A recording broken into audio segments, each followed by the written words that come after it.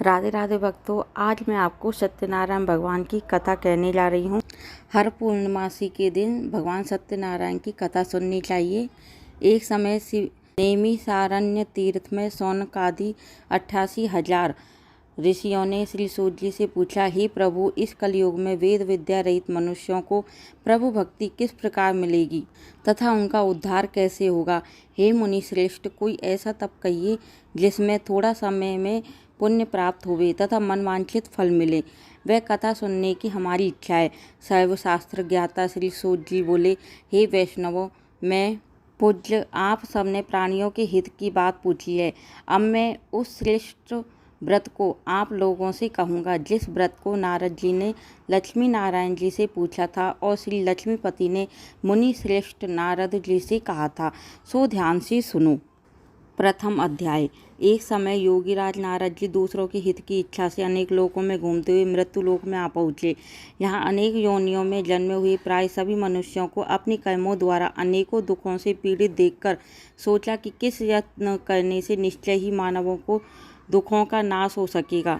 ऐसा मन में सोचकर नारद जी विष्णु लोक को गए और वहाँ श्वेत वर्ण और 4 भुजाओं वाले देवों के ईश नारायण, जिनके हाथों में शंख चक्र गदा और पद्म थे तथा वरमाला पहने हुए थे, को देखकर स्तुति करने लगे। हे भगवान, आप अत्यंत शक्ति से संपन्न हैं। मन तथा वाणी भी आपको नहीं पा सकती। आपका आदि मध्य अंत नहीं है। आप निर्गुण स्वरूप सृष्टि के कारण भक्तों के दुखों को नष्ट करने वाले हो। आपको मेरा नमस्कार है। नारद जी ने इस प्रकार की स्तुति सुनकर विष्णु भगवान बोले, हे मुनि श्रेष्ठ, आपके मन में क्या है? आपका किस काम के लिए आगमन हुआ है? निसंकोच कहो। तब नारद मुनि बोले, मृत्युलोक में सब मनुष्य जो अनेक योनियों में पैदा हुए हैं, अपनी अपनी कर्मों के द्वारा अनेक प्रकार के दुखों से दुखी हो रहे हैं। हे नाथ, मुझ पर दया रखते हो तो बतलाइए, उन मनुष्यों के सब दुख थोड़े से ही प्रयत्न से कैसे दूर हो सकते हैं? श्री भगवान जी बोले, हे नारद, मनुष्यों की भलाई के लिए तुमने बहुत अच्छी बात पूछी है।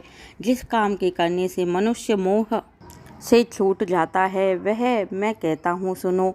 पुण्य देने वाला स्वर्ग तथा मृत्युलोक दोनों में दुर्लभ एक उत्तम व्रत है। आज मैं प्रेमवश होकर उसे तुमसे कहता हूँ। श्री सत्यनारायण भगवान का यह व्रत अच्छी तरह विधान पूर्वक करके मनुष्य तुरंत ही यहाँ सुख भोग कर मरने पर मोक्ष को प्राप्त होता है। श्री भगवान के वचन सुनकर नारद मुनि बोले कि उस व्रत का फल क्या है, क्या विधान है, किसने यह व्रत किया है और किस दिन यह व्रत करना चाहिए, विस्तार से कहो। भगवान बोले, दुख शोक आदि को दूर करने वाला, धन धान्य को बढ़ाने वाला, सौभाग्य तथा संतान को देने वाला यह व्रत सब स्थानों पर विजय करने वाला है। भक्ति और श्रद्धा के साथ किसी भी दिन मनुष्य श्री सत्यनारायण जी की शाम के समय ब्राह्मणों और बंधुओं के साथ धर्मपरायण होकर पूजा करे। भक्ति भाव से नैवेद्य केले का फल, घी, दूध और गेहूं का चूर्ण सवाया लेवे। गेहूं के अभाव में साठी का चूर्ण, शक्कर तथा गुड़ ले और सब भक्षण योग्य पदार्थ जमा करके भगवान को अर्पण करे तथा बंधु बांधवों सहित ब्राह्मणों को भोजन करावे। पश्चात स्वयं भोजन करे। नृत्य गीत आदि का आवरण कर श्री सत्यनारायण भगवान का स्मरण करता हुआ समय व्यतीत करें। इस तरह व्रत करने पर मनुष्यों की इच्छा निश्चय पूरी होती है। विशेषकर कली काल में मृत्युलोक में यही मोक्ष का सरल उपाय है। बोलो सत्यनारायण भगवान की जय। द्वितीय अध्याय। सूत जी बोले, हे ऋषियों, जिसने पहले समय में इस व्रत को किया उसका इतिहास कहता हूँ, ध्यान से सुनो। सुंदर काशीपुरी नगरी में एक अत्यंत निडर ब्राह्मण रहता था। वह भूख प्यास से बेचैन हुआ नित्य पृथ्वी पर घूमता था। ब्राह्मणों से प्रेम करने वाले भगवान ने ब्राह्मण का रूप धारण कर उसके पास जाकर आदर से पूछा, हे विप्र, नित्य दुखी हुआ पृथ्वी पर क्यों घूमता है? श्रेष्ठ ब्राह्मण बोला, मैं निर्धन ब्राह्मण हूँ, भिक्षा के लिए पृथ्वी पर घूमता फिरता रहता हूँ। हे भगवान, यदि आप इसका उपाय जानते हो तो कृपा करके कहो। वृद्ध ब्राह्मण बोला कि सत्यनारायण भगवान मनवांछित फल देने वाले हैं, इसलिए हे ब्राह्मण, तू उनका पूजन कर, जिसके करने से मनुष्य सब दुखों से मुक्त होता है। ब्राह्मण को व्रत का सारा विधान बतलाकर बूढ़े ब्राह्मण का रूप धारण करने वाले श्री सत्यनारायण भगवान अंतर्ध्यान हो गए। जिस व्रत को वृद्ध ब्राह्मण ने बतलाया है मैं उसको करूँगा, ये निश्चय करने पर उसे रात में नींद नहीं आई।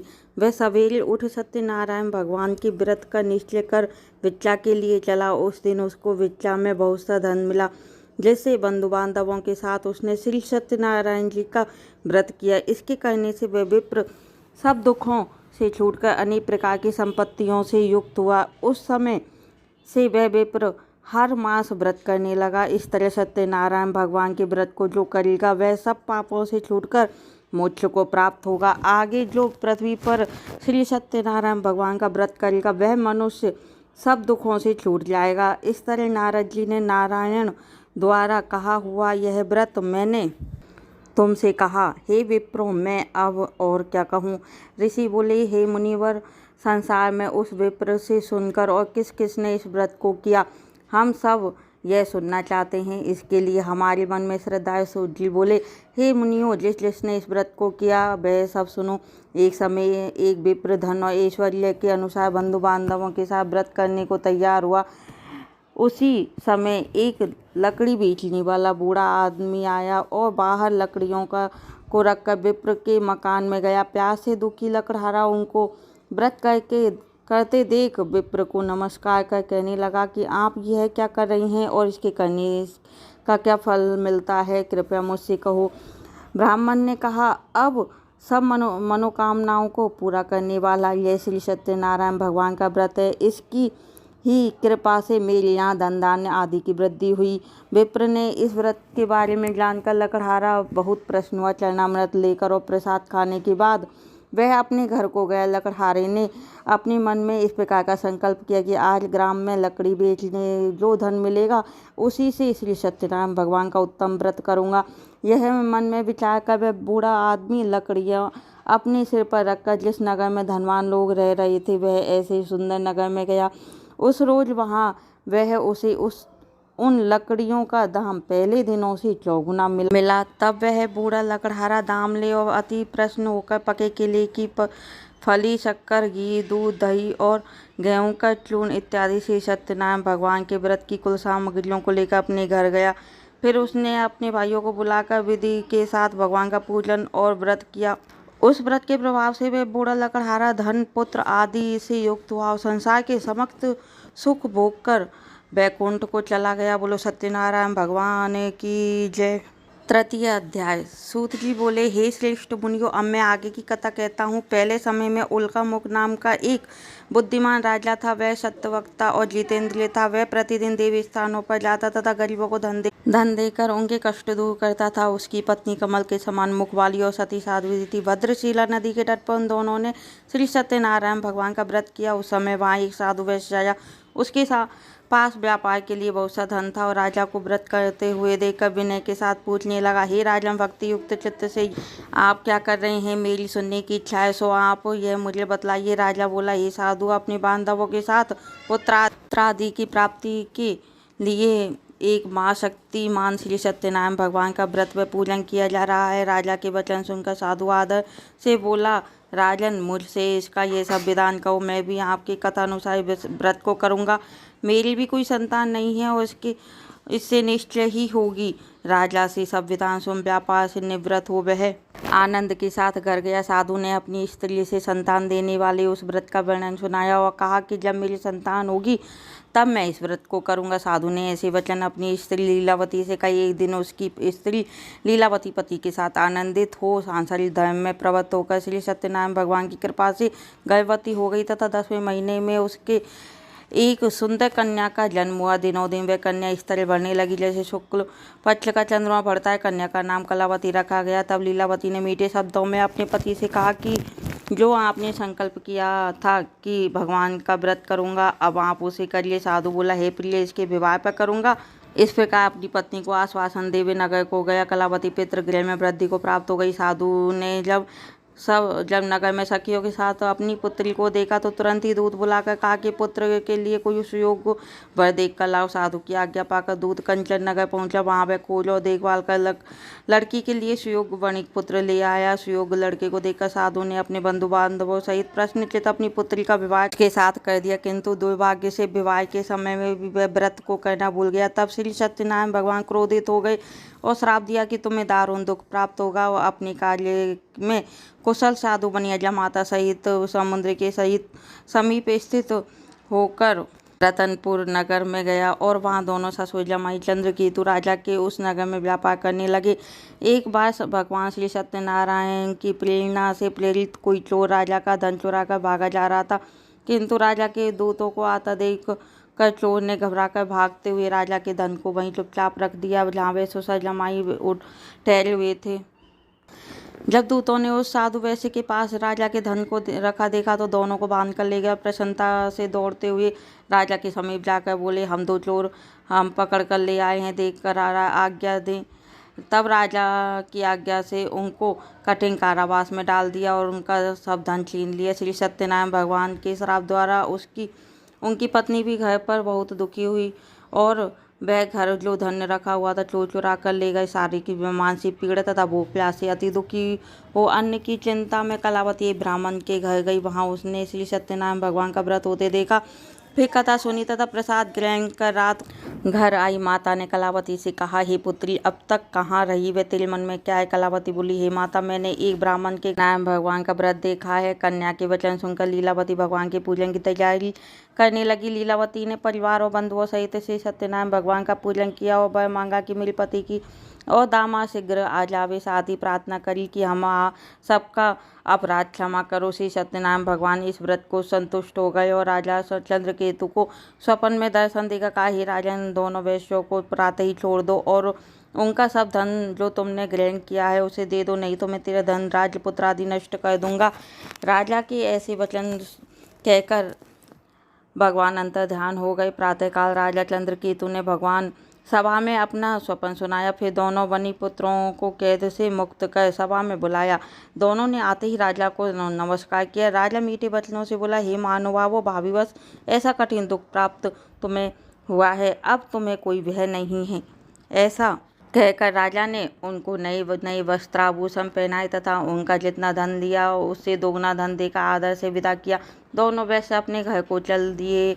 बोलो सत्यनारायण भगवान की जय। अध्याय सूत जी बोले, वैश्य ने मंगलाचार करके यात्रा आरंभ की और अपने नगर को चल दिए। उनके थोड़ी दूर निकलने पर दंडी वेशधारी श्री सत्यनारायण ने उनसे पूछा, हे साधु, तेरे नाम में क्या है? अभिमानी बनी का हंसता हुआ बोला, हे दंडी, आप क्यों पूछते हो? क्या धन लेने की इच्छा है? मेरी नाम में तो बेलपत्ते भरे पे। वैश्य का कठोर वचन सुनकर श्री भगवान ने कहा, तुम्हारा वचन सत्य हो। दंडी ऐसा कहकर वहां से दूर चले गए।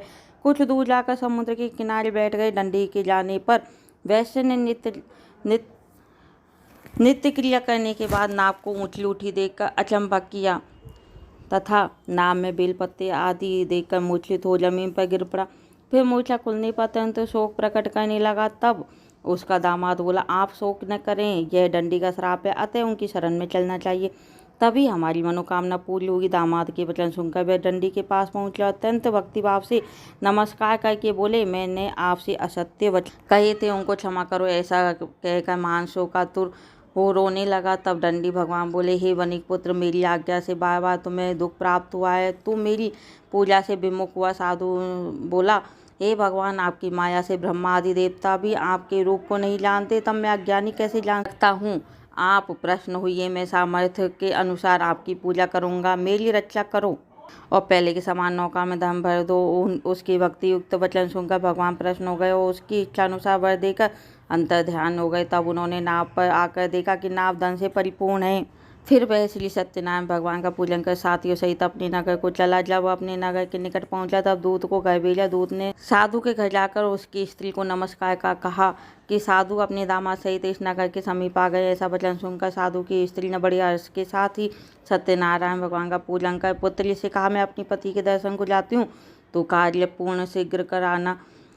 माता के ऐसे वचन सुनकर कलावती प्रसाद छोड़कर जल्दी से पति के पास गई। प्रसाद की अवज्ञा के कारण श्री सत्यनारायण भगवान ने रुष्ट हो उसके पति को नाव सहित पानी में डुबो दिया। कलावती अपने पति को न देखकर रोती हुई जमीन पर गिर गई। इस तरह नौका को डूबा हुआ और कन्या को रोता हुआ देखकर साधु दुखी होकर बोला, हे प्रभु, मुझसे या मेरे परिवार से जो भूल हुई हो उसे क्षमा करो। उसके दीन वचन सुनकर श्री सत्यनारायण भगवान प्रसन्न हो गए और आकाशवाणी हुई, हे साधु, तेरी कन्या मेरे प्रसाद को छोड़कर आई है, इसलिए उसका पति अदृश्य हुआ है। यदि वह घर जाकर प्रसाद खाकर लौटे तो इसे पति अवश्य मिलेगा। ऐसी आकाशवाणी सुनकर कलावती ने घर जाकर प्रसाद खाया, फिर आकर पति के दर्शन किए। तपश्चात साधु ने बंधु बांधवों सहित श्री सत्यनारायण भगवान का विधि पूर्वक पूजन किया। इस लोक का सुख भोग कर अंत में स्वर्ग लोक को गए। बोले सत्यनारायण भगवान की जय। पंचम अध्याय। सूत जी बोले, हे ऋषियों, मैं और भी कथा कहता हूँ, सुनो। प्रजापालन में लीन तुंगध्वज नाम का एक राजा था।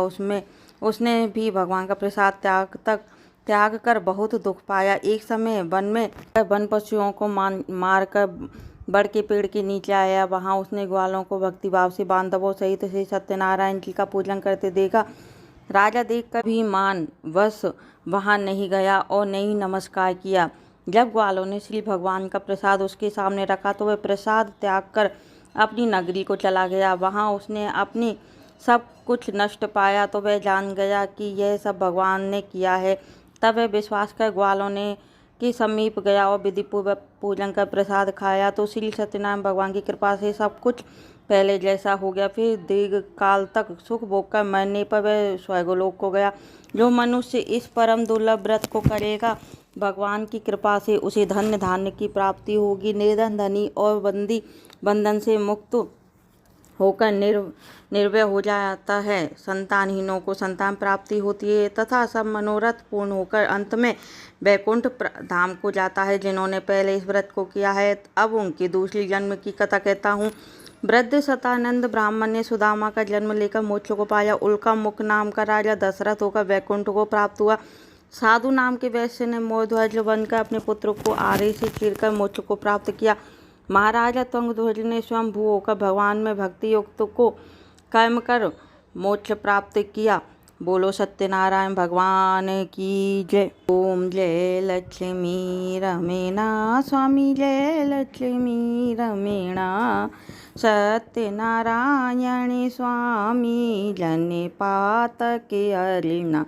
ओम जय लक्ष्मी रमणा रतन जड़ित सिंहासन, अद्भुत छवि राजे स्वामी, अद्भुत छवि राजे। नारद करत निरंतर घंटा ध्वनि बाजे। ओम जय लक्ष्मी रमणा प्रकट भये कलिकार, द्विज को दरस दियो स्वामी, द्विज को दरस दियो।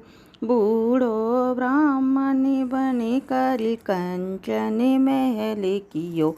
ओम जय लक्ष्मी रमणा दुर्बल भील कराल, इन पर कृपा करी स्वामी, इन पर कृपा करी। चंद्रचूड़ के राजा तिनकी विपत्ति हरि। ओम जय लक्ष्मी रमणा वैश्य मनोरथ पायो, श्रद्धा तज दीनी स्वामी, श्रद्धा तज दीनी।